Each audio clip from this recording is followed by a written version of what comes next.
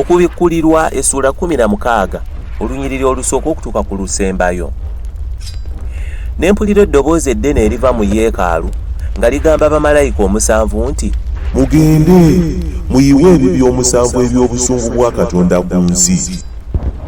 Owoolubereberye n'agenda n'ayiwa ekibya kye ku nsi.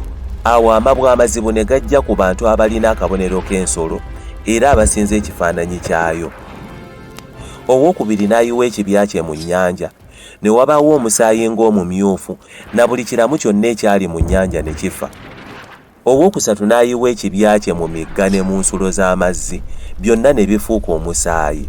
Ne mpulira malayika w'amazzi ng'ayogera nti, gwe mutuukirivu, gwe abaawo era eyabaawo, gwe mutukuvu kubanga obasala omusango bw'otyo, kubanga baayiwa omusaayi gw'abatukuvu n'ogw'abannabbi, ogwo gwe musaayi gwe gw'owadde okunywa, ekyo kibasaanidde. Ne mpulira ekyoto nga kyogera nti, weewaawo Mukama Katonda omuyinza w'ebintu byonna, ensala yo ya bwenkanya era ya mazima. Owookuna n'ayiwa ekibya kye ku njuba, n'eweebwa okwokya abantu n'omuliro. Abantu ne bookebwa okwokya okunene, ne bafuma erinnya lya Katonda ayina obuyinza ku bibonyoobonyo ebyo, ne bateenenya okumuwa ekitiibwa.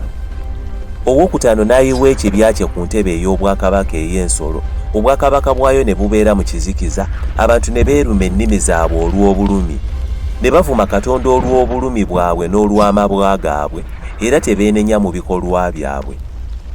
Ow'omukaaga n'ayiwa ekibya kye ku mugga omunene Fulaati, n'amazzi gaagwo ne gakalira, ekkubo ly'abakabaka abava ebuvanjuba liryoke liteekebweteekebwe.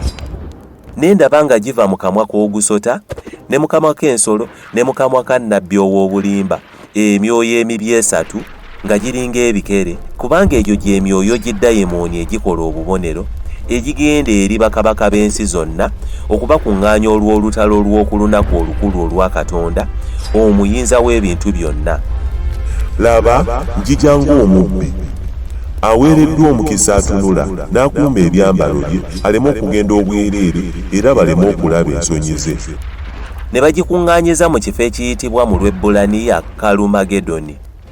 Ow'omusanvu n'ayiwa ekibya kye mu bbanga, eddoboozi eddene ne liva mu yeekaalu mu ntebe ey'obwakabaka nga lyogera nti, kikoleddwa.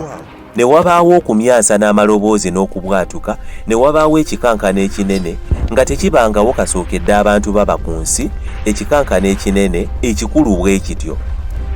N'ekibuga ekinene ne kyawukanamu ebitundu 3, n'ebibuga eby'amawanga ne bigwa, ne Babulooni ekinene ne kijjukirwa mu maaso ga Katonda, okukiwa okunywa ekikompe eky'obukambwe bw'obusungu bwe.